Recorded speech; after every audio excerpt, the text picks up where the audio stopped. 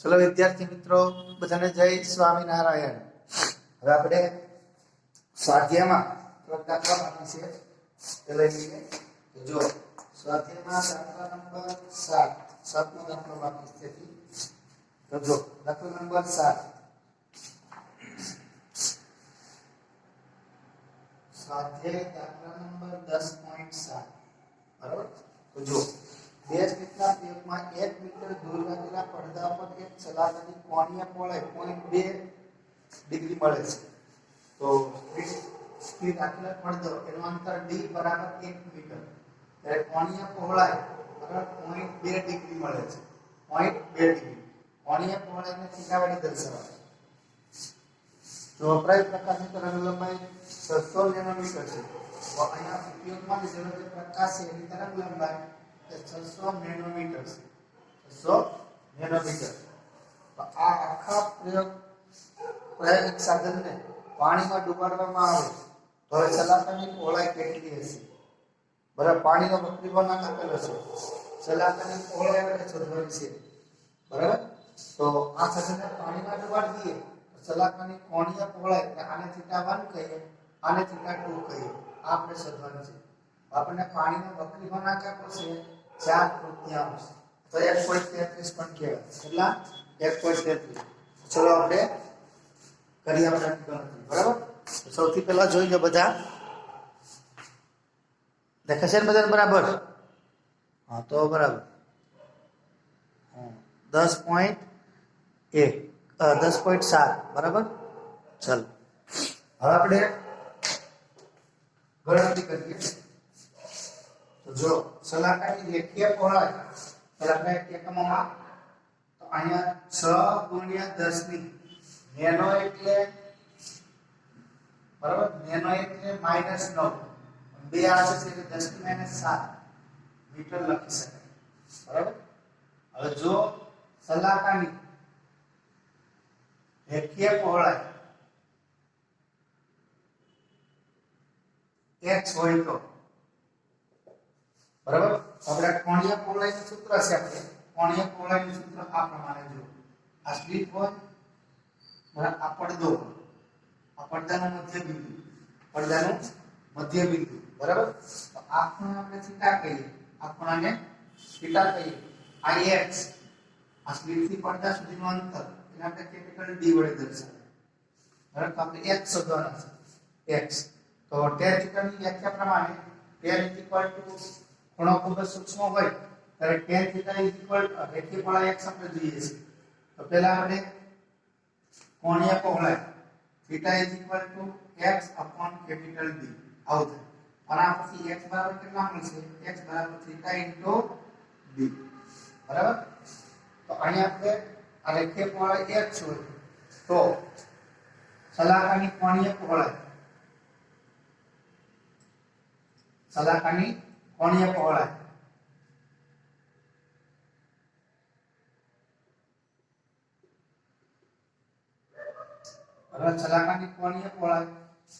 તો આપણે સૂત્ર d sin θ n લેમ્બડા, તેના માટે આપણે લેમ્બડા લખાય। શું લખાય? લેમ્બડા બરાબર। તો આપણે આમ લખી શકીએ, x બરાબર lambda d upon small d, lambda x upon small d એ સૂત્રનો આપણે ઉપયોગ કરી શકીએ। બરાબર, તો હવે જો તો આપણને મળશે x બરાબર લેમ્બડા upon d, આમ લખી છે ને d sin θ n લેમ્બડા, આ સૂત્ર લખીએ છીએ।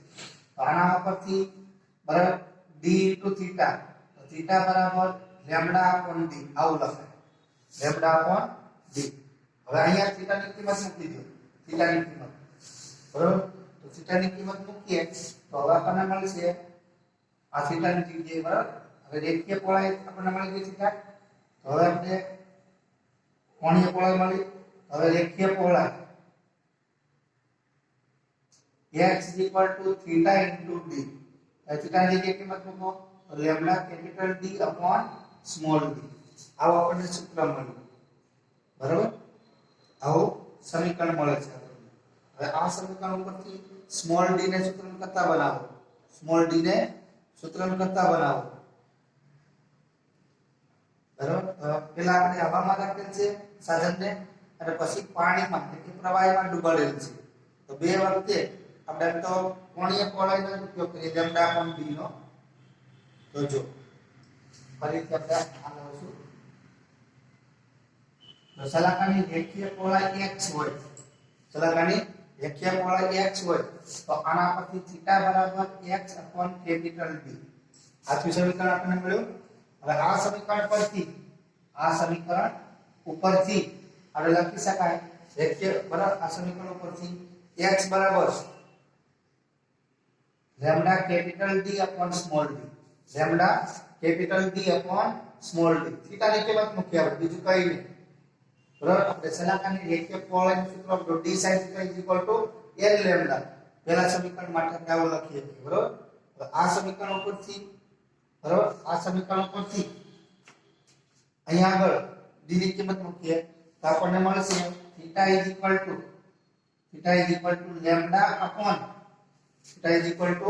Lambda upon capital D. Lambda upon capital D. આ સમીકરણ પરથી હવામાં સાધન રાખેલું હોય ત્યારે એને આપણે θ1 કહીએ તો લેમ્ડા અપોન d.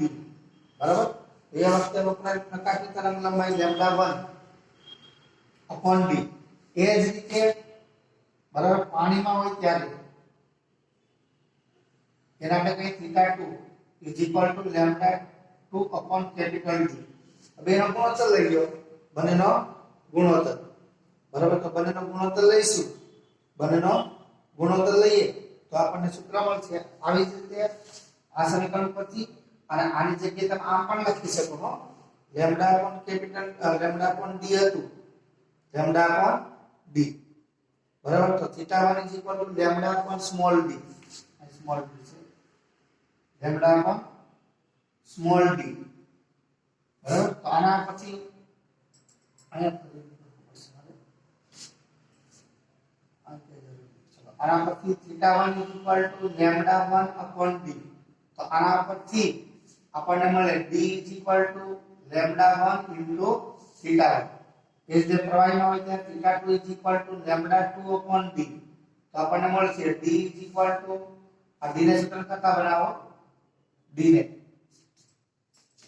ને સૂત્રના કરતા બનાવો તો d બરાબર આપણને મળે લેમ્ડા 1 અપોન θ1. એ રીતે મળશે d બરાબર લેમ્ડા 2 અપોન θ2. હવે એનો ગુણોત્તર લઈ લો.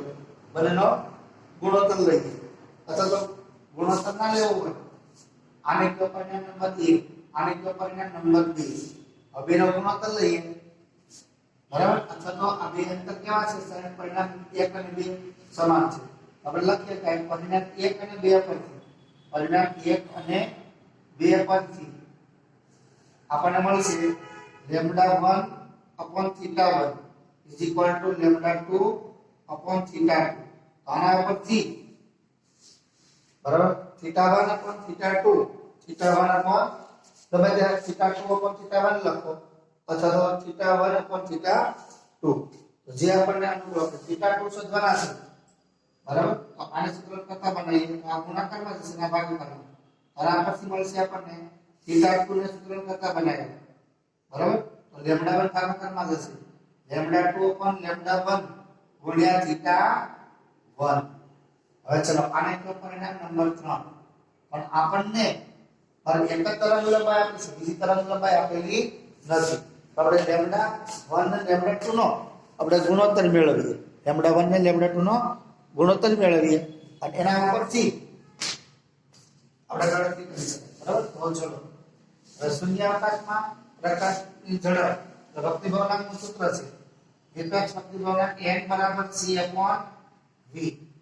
c એટલે શૂન્યાવકાશમાં પ્રકાશની ઝડપ જ્યાં c બરાબર f લેમ્ડા f ની જગ્યાએ mu પણ લખાય. આ v પણ f લેમ્ડા આ શૂન્યાવકાશમાં એટલે હવામાં હોય ત્યારે આને લેમ્ડા 1 કહેવાય.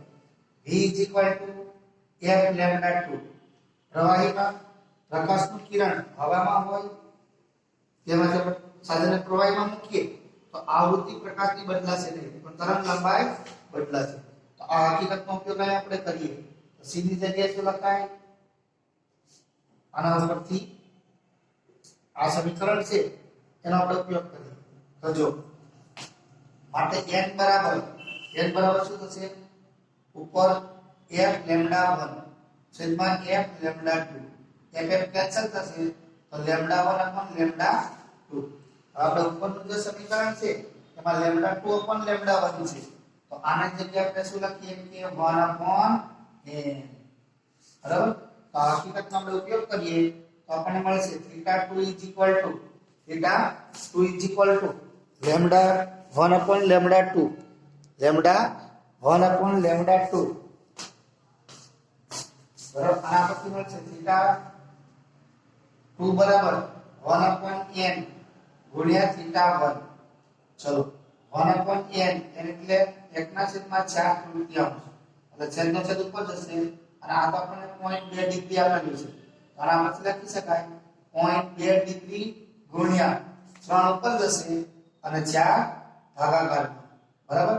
તો 3 દુ 6 એટલે 0.6 ડિગ્રી એના છેદમાં 4. હવે એનો ભાગાકાર કરશો એનો ભાગાકાર લઈશું તો આપણને લગભગ 0.15 ડિગ્રી મળશે. કેટલા? 0.15 ડિગ્રી. તો આમ સાધનને હવાની જગ્યાએ પાણીમાં ડૂબાડવામાં આવે તો સલાખાની પહોળાઈ કેટલી મળશે આપણને?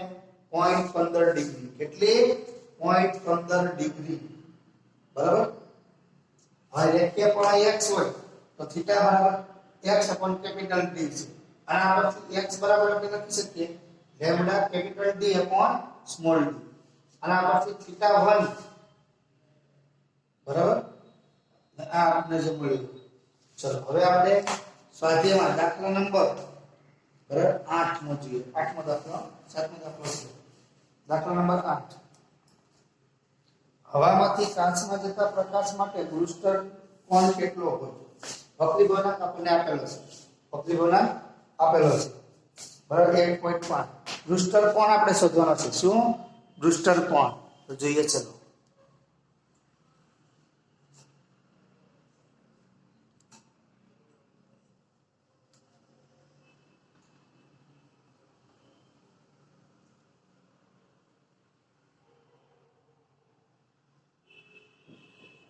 બ્રુસ્ટર કોણ આપણે શોધવાનો છે.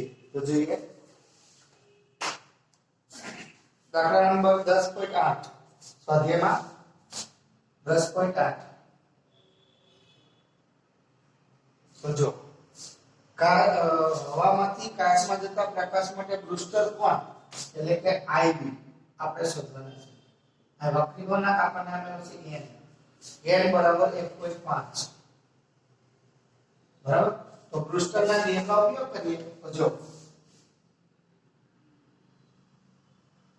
બ્રુસ્ટરના નિયમ પ્રમાણે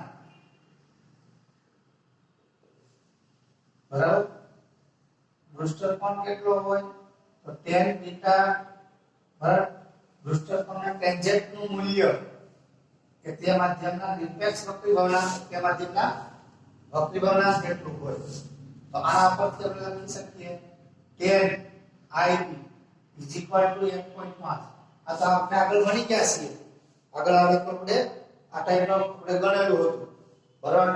તો IB બે બાજુ આપણે 10 લેવાનું છે. બરાબર? તો આ 10 બરાબર નેચરલ 10 નું કોષ્ટક છે. નેચરલ 10 ના કોષ્ટકમાં જોઈશું તો 56 ડિગ્રી અને 19 મિનિટ મળશે. હવે આને આપણે રેગ્યુલર કોઈ તો આમ લખીએ કે ડિગ્રીમાં 19 ને 60 વડે ભાગો એટલે 0.32 આવશે. એટલે 56.32 ડિગ્રી. તો 10 IB is equal to બરાબર? તો આના પરથી IB is equal to divide 10 cancel અથવા 10 ઇનવર્સ એવું લખાય. IB is equal to 56.32 degree. Brewster કોણ કેટલો હોવો જોઈએ? 56.32 ડિગ્રી.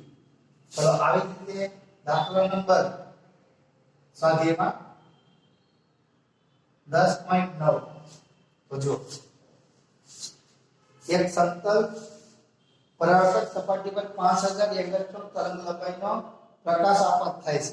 તો આપાત થતા પ્રકાશની તરંગ લંબાઈ 5000 એંગસ્ટ્રોમ ને મીટરમાં ફેરવીશું તો 5 × 10⁻10 બરાબર 3 શૂન્ય ના લખીએ તો 10⁻7 આપાત થાય છે તો પરાવર્તિત પ્રકાશની તરંગ લંબાઈની આવૃત્તિ કેટલી તો પહેલું આપણે શોધવાનું છે પરાવર્તિત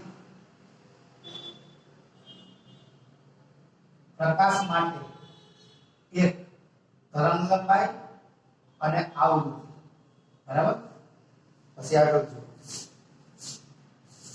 કયા આપાત કોણે પરાવર્તિત કિરણ આપાત કિરણને લંબ બને તો જે કોણે પરાવર્તિત કિરણ આપાત કિરણને લંબ બને એને આપણે પૃષ્ઠ કોણ કહેવાય અથવા ધ્રુવીભવન કોણ બરાબર આ બે કોણ આપણે વસ્તુ શોધવાની છે તો ચલો હવે કરીએ આપણે ગણતરી તો જો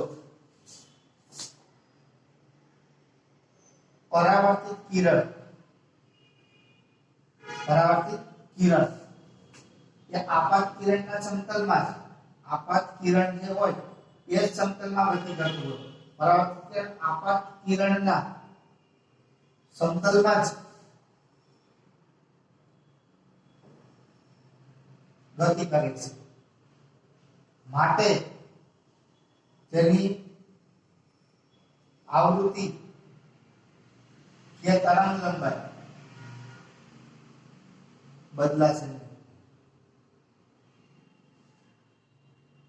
બરાબર તો આ તરંગ લંબાઈ તો આપણને આપી છે 5000 એંગસ્ટ્રોમ બરાબર એ બદલાશે નહીં હવે આપણે આવૃત્તિ મેળવવી છે તો આવૃત્તિ માટે બરાબર શૂન્યાવકાશ પ્રકારની ઝડપ બરાબર f c/λ f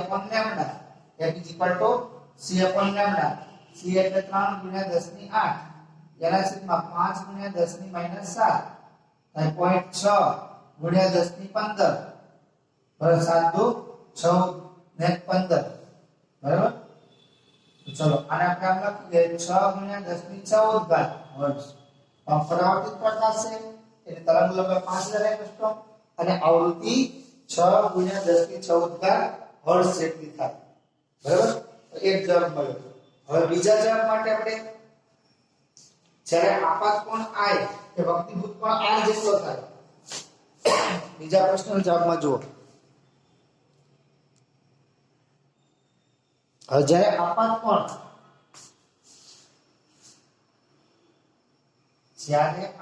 કોણ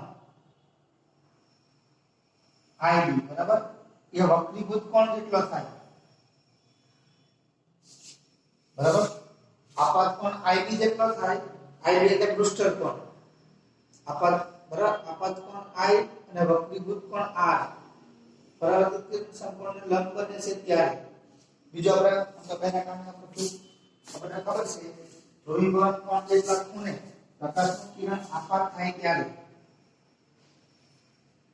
બરાબર પરાવર્તિત કિરણ અને વક્રીભૂત કિરણ બંને પર ક્યાં બને છે પરસ્પર લંબ બને છે ચલો જો પૃષ્ઠ કોણ જેટલા ખૂણે પ્રકાશ આપાત થાય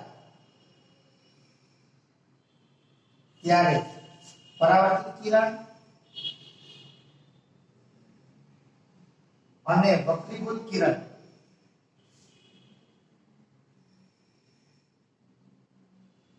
પરસ્પર લંબ બને છે બરાબર એ વખતે આપણે R + IB કેટલા વધે 90 આગળ આપણે દાખલામાં નો ઉપયોગ કરેલો છે x સાથે બરાબર હવે આપણે અહીંયા આગળ વક્રીભૂત કિરણ છે બરાબર અહીંયા આગળ I = R થશે તો આપણે અહીં લખીએ કે IB + IB = 90 તો 2IB = 90 માટે IB કેટલા થશે 90/2 એટલે કે 45 ડિગ્રી બરાબર આવું કેમ કર્યું આપણે R + IB = 90 I + RB = 90 તો આપાત કોણ I અને વક્રીભૂત કોણ R હોય તો પરાવર્તિત કિરણ સંપૂર્ણ તલ ધ્રુવી બને ત્યારની આ સ્થિતિ છે બરાબર હવે પરાવર્તનના નિયમ પ્રમાણે તો આ માપક કોણ કેટલો મળશે આપણને 45 ડિગ્રી કેટલો 45 ડિગ્રી હવે આપણે આ ચક્રમાં છેલ્લો દાખલો બરાબર છેલ્લો દાખલો છે એ આપણે જોઈ લઈએ તો જુઓ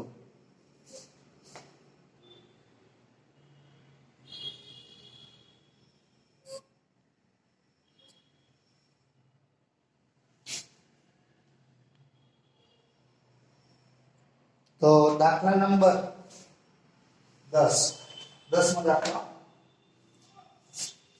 4 મિલીમીટર જેટલું અડચણ એટલે અવરોધ અડચણ અને 400 મિલીમીટર તરંગ લંબાઈ માટે અંતરનો અંદાજ માંડો કે જેના માટે કિરણ પ્રકાશ શાસ્ત્ર એ સારી રીતે લાગુ પાડી શકીએ હવે અડચણની ધાર સ્વાધ્યાયમાં 10.10 અડચણની ધાર એને આપણે a કહીએ છીએ સો a અડચણની ધાર બરાબર તો ચલો જો આ આપણે 4 મિલીમીટર મીટરમાં ફેરવીએ તો 4 × 10⁻³ મીટર 400 નેનોમીટરના પ્રકાશ વપરાય છે તરંગ લંબાઈ 400 નેનોમીટર એટલે 4 × 10⁻7 મીટર તરંગ લંબાઈ એટલે લેમ્ડા કિરણ પ્રકાશ સ્ત્રોતમાં લઘુત્તમ અંતર માટે ફ્રેનલ અંતર ZF એ આપણે શોધવાનું છે કેટલા અંતર માટે આપણે લાગુ પાડી શકીએ આગળ આપણે ભણી ગયા છીએ ફ્રેનલ અંતર ZF a²/λ બસ આમાં કિંમત મૂકીને સાદું a એટલે કેટલા છે 4 4 નો વર્ગ 16 × 10⁻6 બરાબર એના છેદમાં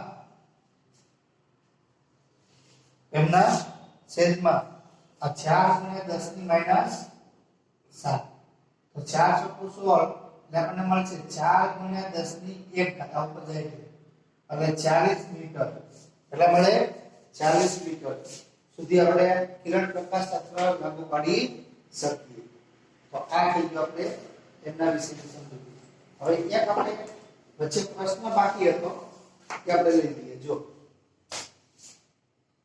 પ્રશ્ન આવી પોલેરોઇડ તકતી હોય અથવા ટર્મિનલ પ્લેટ હોય એના આપણે અધ્રુવીય પ્રકાશ આપાત કરીએ અધ્રુવીભૂત પ્રકાશ આપાત કરી તો આમાંથી નિર્ગમન પામતો જે પ્રકાશ છે નિર્ગમન પામતો પ્રકાશ એની તીવ્રતા મૂળ તીવ્રતા કરતા અડધી હોય એવું સાબિત કરો આ આપાત પ્રકાશની તીવ્રતા I0 કહીએ ભાઈ I0 આપાત પ્રકાશની તીવ્રતા I0 તો નિર્ગમન પામતો જે પ્રકાશ છે એની તીવ્રતા આપણને કેટલી મળશે I0/2 એટલે અડધી તીવ્રતા મળે છે એટલે અહીંયા આગળ આપણે આ પોલેરોઇડ તકતી છે ને ભ્રમણ આપીએ બરાબર તો પણ તીવ્રતા બદલાતી નથી લગભગ આપણને અડધી તીવ્રતા મળે એવું આપણે દર્શાવવું છે બરાબર એવું આપણે દર્શાવવાનું છે તો આપણે જાણીએ છીએ કે માલસના નિયમ પ્રમાણે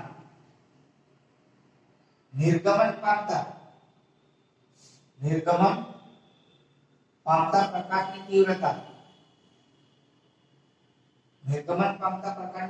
I I0 cos બરાબર cos થીટા આ સૂત્ર ઉપરથી આપણને મળે આ સૂત્ર ઉપરથી આપણે મેળવી શકીએ બરાબર હવે આવી સ્થિતિમાં જો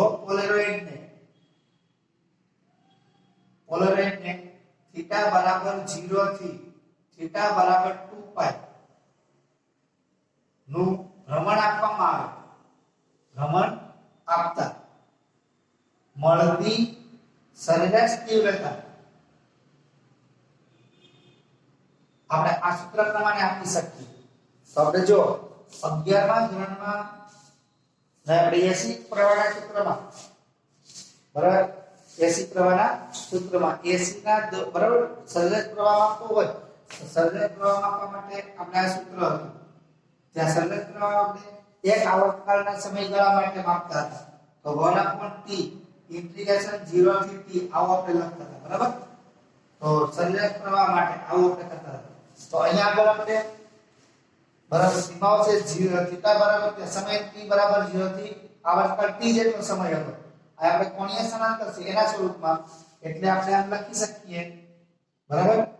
અહીં આપણે એટલે એવું લખી શકીએ કે સર્જક તીવ્રતા માટે સર્જક તીવ્રતાને I વડે દર્શાવો. તો I મૂળ તીવ્રતા છે I0, એના છેદમાં આવર્તકાલ જેટલો સમય દરમિયાન આપણે કેટલા પ્રમાણ આપીશું? 2π રેડિયનનું. તો કેપિટલ T ની જગ્યાએ આપણે 2π લખીએ. તો ઇન્ટિગ્રેશન એવી રીતે 0 થી આ 2π. હવે તીવ્રતાનું સૂત્ર છે આપણે I0 cos θ. I0 આપણે પહેલાથી 12 લખેલા છે, બરાબર? એટલે cos θ અને સંકલન લખ્યું એટલે આપણે dθ લખવું પડે, બરાબર? તો આ આપણને સૂત્ર મળ્યું. હવે અહીંયા આગળ cos θ છે એનું ગણિતમાં આપણે સૂત્ર જાણીએ છીએ I0 પણ 2π ઇન્ટિગ્રેશન 0 થી 2π. બરાબર? અહીંયા શું થાય? 1 cos 2θ/2 બરાબર ઇન્ટુ આ dθ. આમાંથી 2 ને બહાર લઈ લો, 2 ને બહાર લઈ લઈએ તો આપણને આવું મળશે. 2 ને બહાર લઈએ તો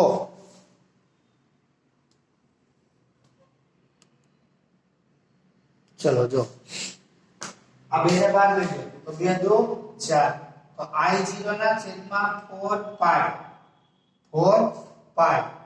2 બાદ કરે તો ઇન્ટિગ્રેશન જે વધીને આપણે અલગ અલગ પણ લખીએ કે 1 into dθ 1 into dθ plus integration, બરાબર? ઇન્ટિગ્રેશન cos 2θ into dθ આવું લખી શકીએ, બરાબર?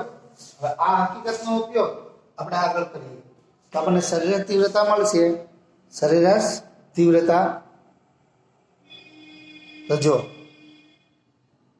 તો આના પરથી આપણને સરેરાશ તીવ્રતા મળે આ પ્રમાણે. જો આ સરેરાશ તીવ્રતા I is equal to, બરાબર? I એનો નિયમ I0 upon 4π. હવે કૌંસમાં જુઓ 1 into dθ એનું સંકલન શું થાય? θ. આ 0 થી 2π પછી પ્લસ, બરાબર? હવે cos 2θ છે. શું? cos 2θ. તો cos 2θ નું સંકલન શું થાય? sin 2θ/2 sin 2θ/2 sin 2θ/2 આ 0 થી 2π આવું આપણે લખી શકાય, બરાબર? હવે આમાં આપણે કઈ કરવાનું નથી, કિંમતો મૂકી સરળ રૂપ. તો ચલો જો I0 upon 4π, બરાબર? હવે પેલામાં જો θ જગ્યાએ 2π મૂકો -0, બરાબર? પ્લસ આ એક તૃતીયાંશ બહાર રાખી દો. ચલો તો કૌંસમાં આપણને મળશે sin 2 θ જગ્યાએ 2π મૂકો એટલે 4π થશે માઈનસ, બરાબર? θ જગ્યાએ 0 મૂકો એટલે sin 0 થશે, બરાબર? તો ચલો I0 upon 4π કૌંસમાં આ 2π - 0 એટલે કે 2π વધશે પ્લસ એક તૃતીયાંશ. હવે જો અહીંયા sin બરાબર 2π 4π 6π બધી જગ્યાએ મૂલ્ય કેવા છે? શૂન્ય. sin π 2π 3π 4π બધે મૂલ્ય શૂન્ય છે અને sin 0 નું મૂલ્ય પણ 0 છે એટલે આ પાછળનો ભાગ 0 થશે એટલે આપણને મળ્યું I0 upon 4π કૌંસમાં 2π. તો જો 2 2 4 એટલે છેદમાં 2 વધે તો I0/2. તો આ આપણને પોલેરોઇડ ઉપર અધ્રુવિત પ્રકાશ આપાત કરીએ અને નિર્ગમન પામતો આપણે પ્રકાશ મેળવીએ તેની તીવ્રતા આપાત પ્રકાશની તીવ્રતા કરતા કેટલી મળશે? અડધી. આવો પ્રશ્ન ક્યારેક આપણને પૂછી શકે, આપણને ખબર હોય તો સારું રહે, બરાબર? તો અહીંયા સુધી આપણે રાખીએ. બોલો જય સ્વામિનારાયણ.